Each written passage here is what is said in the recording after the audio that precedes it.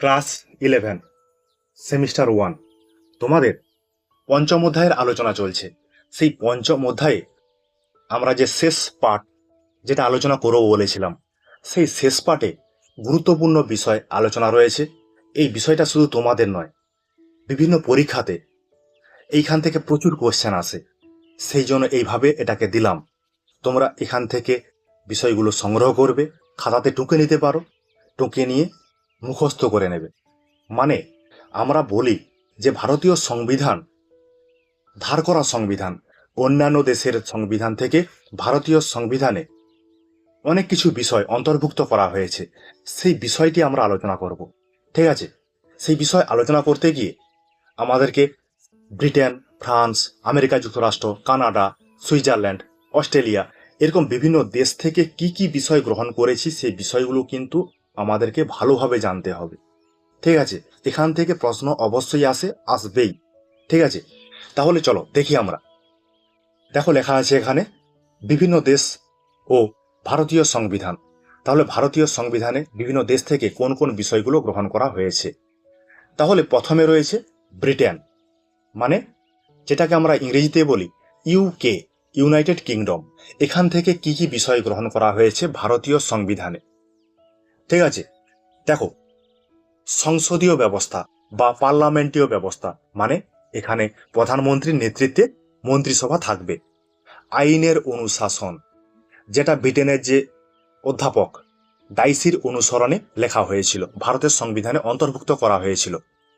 আইন প্রণয়নের পদ্ধতি, এই বিষয়টা এক নাগরিকত্ব, যেটা ব্রিটেন থেকে গ্রহণ করা হয়েছিল। এক নাগরিকত্ব বলতে আমাদের প্রত্যেকটা মানুষের ভারতীয় নাগরিকত্ব রয়েছে, পশ্চিমবঙ্গের নাগরিকত্ব কিন্তু নেই, মানে কেন্দ্রের নাগরিকত্ব রয়েছে, এই জন্য একে বলা হচ্ছে এক নাগরিকত্ব। ক্যাবিনেট ব্যবস্থা, ক্যাবিনেট ব্যবস্থা বলতে সংসদীয় শাসন ব্যবস্থায় গুরুত্বপূর্ণ কিছু দপ্তর বা ডিপার্টমেন্টকে নিয়ে তৈরি করা হয় ক্যাবিনেট। তার নেতৃত্ব দেবেন কে? প্রধানমন্ত্রী, ঠিক আছে? বিশেষ অধিকারমূলক লেখ, যেটা 32 নম্বর ধারাতে লিপিবদ্ধ করা রয়েছে, ভারতীয় সংবিধানের 32 নম্বর ধারাতে, সেখানে 5টি লেখের কথা বলা হয়েছে।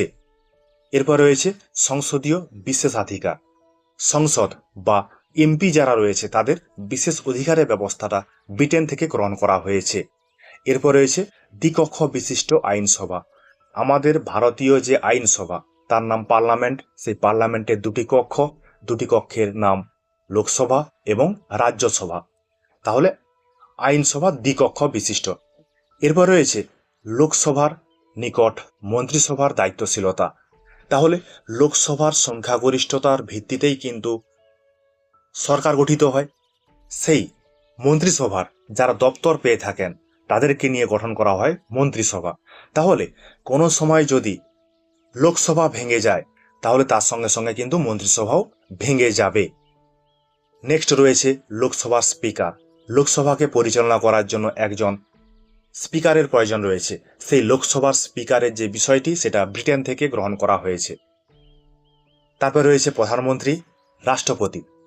তাহলে প্রধানমন্ত্রী প্রকৃত শাসক, রাষ্ট্রপতি ব্রিটেনের রাজা বা রানীর মতো নাম সর্বস্ব শাসক।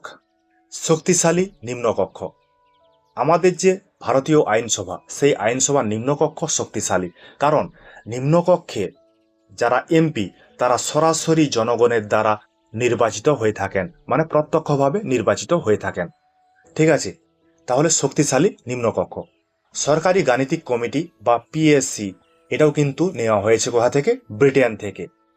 এরপরে চলে আসি মার্কিন যুক্তরাষ্ট্র, যেটাকে আমরা বলি USA, United state of America. তাহলে এখান থেকে কি গ্রহণ করা হয়েছে? প্রস্তাবনা গ্রহণ করা হয়েছে, এটা কিন্তু আমরা আলোচনা করেছি। মৌলিক অধিকার গ্রহণ করা হয়েছে, ভারতীয় সংবিধানের 12 থেকে 35 নম্বর ধারা, সেখানে যে মৌলিক অধিকারগুলো রয়েছে সেগুলো কিন্তু মার্কিন যুক্তরাষ্ট্র থেকে গ্রহণ করা হয়েছে। এরপর রয়েছে বিচার বিভাগীয় স্বাধীনতা, মানে বিচার বিভাগ যে পর্যালোচনা করবে, বিচার বিভাগ যে ব্যাখ্যা করবে, সেই বিষয়ে স্বাধীনতা রয়েছে। সেখানে যে বিচারপতি নিয়োগ করা হবে তাদের যে বেতন, সে বিষয়ে স্বাধীনতা রয়েছে। তাহলে বিচার বিভাগের স্বাধীনতা এবং বিচার বিভাগীয় যে পর্যালোচনা, সে বিষয়টা কি? বিচার বিভাগ তার যে নিজের দেওয়া রায় সেটাকে পর্যালোচনা করতে পারে, বা আইন বিভাগ যে আইনটা তৈরি করেছে সে আইনটা কত দূর পর্যন্ত ঠিক সে বিষয়টা আলোচনা করতে পারে। তাহলে বিচার বিভাগীয় পর্যালোচনা বিষয়টি রয়েছে। এটা কোথা থেকে গ্রহণ করা হয়েছে? মার্কিন যুক্তরাষ্ট্র থেকে। এরপর রয়েছে উপরাষ্ট্রপতির পদ। আমাদের ভারতবর্ষে দেখবে রাষ্ট্রপতি রয়েছে, যেটা ব্রিটেন থেকে গ্রহণ করা হয়েছে, কিন্তু উপরাষ্ট্রপতির যে পদটা সেটা গ্রহণ করা হয়েছে মার্কিন যুক্তরাষ্ট্র থেকে। ঠিক আছে, এরপরে চলে আসি আমরা রাজ্যসভার চেয়ারম্যান রূপ। রাজ্যসভার মানে আমাদের যে আইনসভা রয়েছে, আইনসভার নাম পার্লামেন্ট, পার্লামেন্টের উচ্চ কক্ষের নাম রাজ্যসভা। সেই রাজ্যসভাকে পরিচালনা করার জন্য একজন চেয়ারম্যান দরকার। সেই চেয়ারম্যান কে হবেন? সেই চেয়ারম্যান হবেন পদাধিকার বলে উপরাষ্ট্রপতি। এটা কিন্তু মনে রাখবে, এটা পরীক্ষাতে পড়ে। এরপর রয়েছে রাষ্ট্রপতির পদচ্যুতি। তাহলে রাষ্ট্রপতির যে পদটি সেটা গ্রহণ করা হয়েছে ব্রিটেন থেকে, কিন্তু রাষ্ট্রপতিকে যে ইমপিচমেন্ট পদ্ধতির মাধ্যমে পদত্যাগ করানো যায় সেটা গ্রহণ করা হয়েছে মার্কিন যুক্তরাষ্ট্র থেকে। রাষ্ট্রপতি ও উপরাষ্ট্রপতির কার্যকাল কত হবে সে বিষয়টা গ্রহণ করা হয়েছে মার্কিন যুক্তরাষ্ট্র থেকে। রাষ্ট্রপতি এবং উপরাষ্ট্রপতির কার্যকালের মেয়াদ ভারতের পরিপ্রেক্ষিতে 5 বছর। সুপ্রিম কোর্ট ও হাইকোর্টের বিচারপতিদের অপসারণ, এই বিষয়টা গ্রহণ করা হয়েছে মার্কিন যুক্তরাষ্ট্র থেকে। অঙ্গরাজ্যের শাসন ব্যবস্থা, এটা গ্রহণ করা হয়েছে মার্কিন যুক্তরাষ্ট্র থেকে। তাহলে যেহেতু মার্কিন যুক্তরাষ্ট্রে যুক্তরাষ্ট্রীয় শাসন ব্যবস্থা প্রতিষ্ঠিত হয়েছে, সেই জন্য সেখানে ধারণা অনুসারে ভারতবর্ষে অঙ্গরাজ্যের ধারণা গ্রহণ করা হয়েছে। ঠিক আছে, এটা গেল তাহলে মার্কিন যুক্তরাষ্ট্রের গুরুত্বপূর্ণ কিছু বিষয় যেগুলো ভারতে গ্রহণ করা হয়েছিল। এরপরে চলে আসি ফ্রান্স। ফ্রান্স থেকে কি কি গ্রহণ করা হয়েছে? প্রস্তাবনায় উল্লিখিত প্রজাতন্ত্র, সাম্য, সৌভ্রাতৃত্ব ও স্বাধীনতার আদর্শ, এই বিষয়গুলো গ্রহণ করা হয়েছে ফ্রান্স থেকে। প্রস্তাবনার যেখানে লেখা রয়েছে সেখানে বিষয়টা তোমরা যদি পড়ো, একবার পড়ো, সেখানে দেখবে এই প্রজাতন্ত্র, সাম্য, সৌভ্রাতৃত্ব, স্বাধীনতার আদর্শ, এই বিষয়গুলো লিপিবদ্ধ করা রয়েছে, লেখা রয়েছে। তাহলে প্রজাতন্ত্র যে বিষয়টা এটা লেখা রয়েছে বা এই বিষয়টা গ্রহণ করা হয়েছে ফ্রান্স থেকে। প্রজাতন্ত্র বলতে কি? যেখানে জনগণই সর্বশ্রেষ্ঠ, জনগণের ইচ্ছাই শেষ কথা, যেখানে জনগণ সার্বভৌম ক্ষমতার অধিকারী। তাহলে এই বিষয়টা গ্রহণ করা হয়েছে ফ্রান্স থেকে ভারতের পরিপ্রেক্ষিতে। তারপরে রয়েছে সাম্য, সৌভ্রাতৃত্ব, স্বাধীনতার আদর্শ। দেখবে ফরাসি বিপ্লব হয়েছিল, সেই ফরাসি বিপ্লবের যে আদর্শ, সেই আদর্শ কি? সাম্য, সৌভ্রাতৃত্ব, স্বাধীনতা, সেই বিষয়টাই কিন্তু ভারতীয় সংবিধানে গ্রহণ করা হয়েছে। ঠিক আছে, তাহলে ফরাসি বিপ্লবের আদর্শে ভারতীয় সংবিধানে এই বিষয়গুলো গ্রহণ করা হয়েছে। ঠিক আছে, এরপরে চলে আসি আমরা কানাডা। কানাডা কিন্তু একটা যুক্তরাষ্ট্রীয় ব্যবস্থা। ঠিক আছে, শক্তিশালী কেন্দ্রের সঙ্গে যুক্তরাষ্ট্রীয় ব্যবস্থা। তাহলে ভারতীয় সংবিধানে যে যুক্তরাষ্ট্রীয় ব্যবস্থাটা সেটা কিন্তু গ্রহণ করা হয়েছে মার্কিন যুক্তরাষ্ট্র থেকে। কিন্তু দেখো এখানে শক্তিশালী কেন্দ্রের সঙ্গে যুক্তরাষ্ট্রীয় ব্যবস্থা, ভারতের যে যুক্তরাষ্ট্রীয় ব্যবস্থা সেখানে কিন্তু কেন্দ্র অতি শক্তিশালী, এই বিষয়টা গ্রহণ করা হয়েছে কানাডা থেকে। আবার কেন্দ্র রাজ্যের মধ্যে যে ক্ষমতার বন্টন, সেই বিষয়টা গ্রহণ করা হয়েছে কানাডা থেকে। কেন্দ্র সরকারের ক্ষেত্রে কেন্দ্র তালিকা এবং রাজ্যের ক্ষেত্রে রাজ্য তালিকা, এইভাবে যে সংবিধানে ক্ষমতার বন্টন করে দেওয়া আছে, কেন্দ্র রাজ্য কে কতটা ক্ষমতা ভোগ করবে সেই বিষয়টা কোথা থেকে গ্রহণ করা হয়েছে? কানাডা থেকে গ্রহণ করা হয়েছে। তাহলে কেন্দ্র রাজ্য তার মধ্যে ক্ষমতার বন্টন করা হয়েছে, সেই ক্ষমতার বন্টনের বাইরেও কিছু ক্ষমতা রয়েছে, সেই ক্ষমতাকে বলা হয়েছে তোমার অবশিষ্ট ক্ষমতা। সেই অবশিষ্ট ক্ষমতা ভোগ করবে কে? কেন্দ্র সরকার, এটাও গ্রহণ করা হয়েছে কানাডার থেকে। আবার দেখো কেন্দ্র কর্তৃক রাজ্যপাল নিয়োগ, প্রতিটা রাজ্যের, আমাদের ভারতবর্ষের ক্ষেত্রে প্রতিটা রাজ্যের রাজ্যপাল রয়েছে, সে রাজ্যপাল যে কেন্দ্র কর্তৃক নিয়োগ করা হবে সে বিষয়টাও কিন্তু কানাডা থেকে গ্রহণ করা হয়েছে। আবার সুপ্রিম কোর্টের পরামর্শদানমূলক ভূমিকা, সুপ্রিম কোর্ট কাকে পরামর্শ দেবে? সুপ্রিম কোর্ট পরামর্শ দেবে রাষ্ট্রপতিকে। ঠিক আছে, আবার রাষ্ট্রপতি সুপ্রিম কোর্টের কাছে পরামর্শ চাইতে পারে, এই যে ভূমিকাটা এটা গ্রহণ করা হয়েছে কানাডা থেকে। এরপরে চলে আসি অস্ট্রেলিয়া। অস্ট্রেলিয়া থেকে কি গ্রহণ করা হয়েছে? প্রস্তাবনার ভাষা। তাহলে প্রস্তাবনা যে আইডিয়াটা গ্রহণ করা হয়েছিল মার্কিন যুক্তরাষ্ট্র থেকে, কিন্তু প্রস্তাবনাটা যে লেখা হয়েছিল তার যে ভাষাটা কেমন হবে? হিন্দি এবং ইংরেজি ভাষাতেই কিন্তু ভারতীয় প্রস্তাবনা লেখা, কিন্তু ভাষার যে স্টাইলটা সেটা কিন্তু অস্ট্রেলিয়া থেকে গ্রহণ করা হয়েছিল। এরপরে দেখো যুগ্ম তালিকা, কেন্দ্র তালিকা, রাজ্য তালিকা এবং যুগ্ম তালিকা। সেই যুগ্ম তালিকা গ্রহণ করা হয়েছিল অস্ট্রেলিয়া থেকে। তাহলে যুগ্ম তালিকার ক্ষেত্রে কেন্দ্র এবং রাজ্য উভয়েই ক্ষমতা ভোগ করতে পারবে, কিন্তু কোনো বিষয়কে যদি কেন্দ্র করে কেন্দ্র এবং রাজ্যের সঙ্গে দ্বন্দ্ব বাঁধে, এক্ষেত্রে কেন্দ্র যে আইনটা প্রণয়ন করবে সেই আইনটাই কিন্তু গুরুত্ব পাবে। এই বিষয়টা গ্রহণ করা হয়েছিল কোথা থেকে? অস্ট্রেলিয়া থেকে। এরপর রয়েছে ব্যবসা বাণিজ্য সংক্রান্ত বিধি, এটা গ্রহণ করা হয়েছিল অস্ট্রেলিয়া থেকে। সংসদের উভয় কক্ষে যৌথ অধিবেশন, কোনো একটা বিষয়কে নিয়ে যদি তর্ক বিতর্ক সৃষ্টি হয় এবং সমঝোতায় যদি না আসতে পারা যায়, তখন সংসদের উভয় কক্ষে যৌথ অধিবেশন আহ্বান করবেন রাষ্ট্রপতি, কিন্তু এই যৌথ অধিবেশনে সভাপতিত্ব করবেন লোকসভার স্পিকার। গুরুত্বপূর্ণ কিছু কথা ভালো করে মাথায় রাখবে। তাহলে সংসদের উভয় কক্ষের যৌথ অধিবেশন আহ্বান করবেন রাষ্ট্রপতি, কিন্তু অধিবেশনে সভাপতিত্ব করবেন স্পিকার বা অধ্যক্ষ। এটা গ্রহণ করা হয়েছিল অস্ট্রেলিয়া থেকে। ঠিক আছে, এরপরে চলে আসি আমরা সোভিয়েত ইউনিয়ন, যেটাকে ইউএসএসআর বলা হয়ে থাকে। USSR, United state of Soviet Russia. ঠিক আছে, ইউনাইটেড স্টেট। তাহলে এখান থেকে গ্রহণ করা হয়েছে কি? মৌলিক কর্তব্য। এটা ভারতীয় সংবিধানে পরে, অনেক পরে 1976 সালের 42তম সংবিধান সংশোধনে লিপিবদ্ধ করা হয়েছিল। প্রথমে ছিল 10টি, পরবর্তীকালে সেটা 11টি হয়। এটা আমাদের আলোচনা হবে, তোমরা সেই আলোচনাগুলো দেখলে অবশ্যই বুঝতে পারবে। তারপর দেখো প্রস্তাবনায় উল্লিখিত ন্যায় বিচারের আদর্শ, সেখানে কি কি আছে? সামাজিক, অর্থনৈতিক, রাজনৈতিক, এই বিষয়গুলো গ্রহণ করা হয়েছে সোভিয়েত ইউনিয়ন থেকে। সোভিয়েত ইউনিয়ন একটি সময়তান্ত্রিক আদর্শের একটি রাষ্ট্র, সেই বিষয়টি ভারতীয় সংবিধানে গ্রহণ করা হয়েছে। এরপর রয়েছে পঞ্চবার্ষিকী পরিকল্পনা, মানে প্রত্যেক 5 বছর অন্তর কি কি গ্রহণ করা হবে, কি কি আমরা তৈরি করব ভারতবর্ষের পরিপ্রেক্ষিতে, তার একটা পরিকল্পনা গ্রহণ করা হয়। সেই পরিকল্পনাকে বলছে পঞ্চবার্ষিকী পরিকল্পনা। এই পঞ্চবার্ষিকী পরিকল্পনা বিষয়টি সোভিয়েত ইউনিয়ন থেকে গ্রহণ করা হয়েছিল। সোভিয়েত ইউনিয়নের লোগোটা দেখতে পাচ্ছ। ঠিক আছে, এরপর আমরা চলে আসি জার্মানি। জার্মানি থেকে কি কি গ্রহণ করা হয়েছে? জার্মানি কে ছিল? হিটলার। জরুরি অবস্থার সময় মৌলিক অধিকার স্থগিত করা। তাহলে মৌলিক অধিকার কত থেকে কত নম্বর ধারায় লিপিবদ্ধ করা রয়েছে?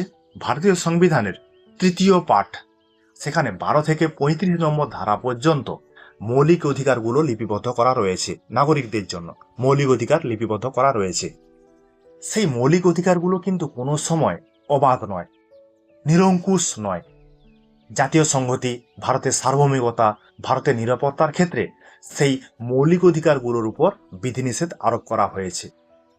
ঠিক আছে, কিন্তু ভারতে যখন জরুরি অবস্থা জারি করা হয়, সেই জরুরি অবস্থা জারি থাকাকালীন সময়ে নাগরিকরা মৌলিক অধিকার ভোগ করতে পারবে না। এই বিষয়টা গ্রহণ করা হয়েছে জার্মানি থেকে। পরে চলে আসি আয়ারল্যান্ড। আয়ারল্যান্ড থেকে কি গ্রহণ করা হয়েছে? রাষ্ট্র পরিচালনার নির্দেশমূলক নীতি। এটা ভারতীয় সংবিধানের 4র্থ অধ্যায়ের 36 থেকে 51 নম্বর ধারায় লিপিবদ্ধ করা রয়েছে রাষ্ট্র পরিচালনার নির্দেশমূলক নীতি। এই নীতির মধ্য দিয়ে বোঝানো হচ্ছে ভারত কিন্তু একটা পলিসি রাষ্ট্র নয়, ভারতবর্ষ একটি জনকল্যাণকামী রাষ্ট্র। সেই জনকল্যাণকামী রাষ্ট্র প্রতিষ্ঠা করতে গিয়ে ভারতকে একটি মিশ্র অর্থনীতির দেশ হিসাবে প্রতিষ্ঠিত করা হয়েছে। মানে যেখানে ব্যক্তিগত উদ্যোগ থাকবে, যেখানে সরকারি উদ্যোগ থাকবে, একসঙ্গে দুটি উদ্যোগের মধ্য দিয়ে জনগণকে পরিষেবা দেওয়া হবে। এটা গ্রহণ করা হয়েছিল কোথা থেকে? আয়ারল্যান্ড থেকে। এরপরে চলে আসি আমরা, কি রয়েছে? রাষ্ট্রপতি নির্বাচন পদ্ধতি। রাষ্ট্রপতি কিভাবে নির্বাচন করা হবে, তার জন্য যে ইলেকটোরাল কলেজ তৈরি করা হবে, নির্বাচনী সংস্থা তৈরি করা হবে, কিভাবে নির্বাচনী সংস্থা তৈরি করা হবে, সেই সমস্ত বিষয় আয়ারল্যান্ড থেকে গ্রহণ করা হয়েছিল। এবং তার সঙ্গে রাজ্যসভায় রাষ্ট্রপতির দ্বারা মনোনীত সদস্য থাকবে, এই বিষয়টা গ্রহণ করা হয়েছিল আয়ারল্যান্ড থেকে। তাহলে রাষ্ট্রপতি রাজ্যসভায় 12 জন সদস্য মনোনীত করতে পারবেন। সেই মনোনীত সদস্য কারা হতে পারবেন? সেই মনোনীত সদস্য হবেন বিভিন্ন ক্ষেত্রে পারদর্শী, বিভিন্ন ক্ষেত্রে নাম কামিয়েছেন, বিভিন্ন ক্ষেত্রে বিখ্যাত ব্যক্তি যারা, তারাকে রাষ্ট্রপতি রাজ্যসভায় মনোনীত করতে পারেন। যেমন আমাদের ভারতবর্ষের বিখ্যাত খেলোয়াড় সচিন তেন্ডুলকার, বিখ্যাত গায়িকা লতা মঙ্গেশকর, এরকম অনেক বিখ্যাত ব্যক্তি ছিলেন যাদেরকে রাষ্ট্রপতি রাজ্যসভায় মনোনীত করেছিলেন। তাহলে এই মনোনীত করার বিষয়টি আয়ারল্যান্ড থেকে গ্রহণ করা হয়েছে। ঠিক আছে, এরপরে চলে আসি আমরা জাপান। জাপানে থেকে গ্রহণ করা হয়েছে আইন নির্দিষ্ট পদ্ধতি। এটা কোথায় রয়েছে? ভারতীয় সংবিধানের 21 নম্বর ধারাতে রয়েছে। 21 নম্বর ধারায় কি রয়েছে? আইন নির্দিষ্ট পদ্ধতিতে কোনো ব্যক্তির জীবন ও তার অধিকার থেকে তাকে বঞ্চিত করা যাবে না। এই বিষয়টি গ্রহণ করা হয়েছে কোথা থেকে? জাপান থেকে। ঠিক আছে, শুধু এই বিষয়টা মনে রাখবে। ঠিক আছে, কোথা থেকে গ্রহণ করা হয়েছিল এটা মনে রাখবে, তাহলেই হয়ে যাবে। মানে 11-এর জন্য শুধু বলছি, কিন্তু অন্যান্য ক্লাসের জন্য আইন নির্দিষ্ট পদ্ধতিটা কি অবশ্যই জানা জরুরি। তারপরে রয়েছে দক্ষিণ আফ্রিকা। দক্ষিণ আফ্রিকা থেকে কি গ্রহণ করা হয়েছে? সংবিধান সংশোধন পদ্ধতি গ্রহণ করা হয়েছে। সংবিধান সংশোধন পদ্ধতি আমাদের ভারতবর্ষে দু প্রকারের আছে, জটিল এবং সহজ। এটা আমরা আলোচনা করব ষষ্ঠ পাঠে, সেখানে কিন্তু বিষয়টা তোমরা গুরুত্ব সহকারে শুনে নেবে। তাহলে সংবিধান সংশোধন পদ্ধতিটা দক্ষিণ আফ্রিকা থেকে গ্রহণ করা হয়েছিল। ঠিক আছে, এবং রাজ্যসভার সদস্য নির্বাচন। রাজ্যসভার সদস্য কিভাবে নির্বাচন করা হবে? একক হস্তান্তরযোগ্য সমানুপাতিক প্রতিনিধিত্বের ভিত্তিতে জনগণের দ্বারা পরোক্ষভাবে রাজ্যসভার সদস্যগণ নির্বাচিত হয়ে থাকেন। এই বিষয়টা গ্রহণ করা হয়েছিল দক্ষিণ আফ্রিকা থেকে। ঠিক আছে, তাহলে এতগুলো বিষয় ভারতীয় সংবিধানে অন্তর্ভুক্ত করা হয়েছে, সেগুলো আবার বিভিন্ন দেশের থেকে গ্রহণ করে। ঠিক আছে, এই জন্য ভারতীয় সংবিধানকে ধার করা সংবিধান বলা হয়ে থাকে। ঠিক আছে, তোমরা দেখবে, পড়বে, বন্ধু বান্ধবদের সঙ্গে আলোচনাগুলো শেয়ার করবে। যারা এখনো পর্যন্ত এই চ্যানেলে যোগ দাওনি তারা অবশ্যই যোগ দিয়ে দেবে। ঠিক আছে, তোমরা দেখতে থাকো, পড়তে থাকো। তোমাদের পরীক্ষায় কিন্তু ভালো রেজাল্ট করতেই হবে, পারবে, অবশ্যই পারবে। ঠিক আছে, তোমাদের জন্য আমার এই কিঞ্চিত প্রয়াস।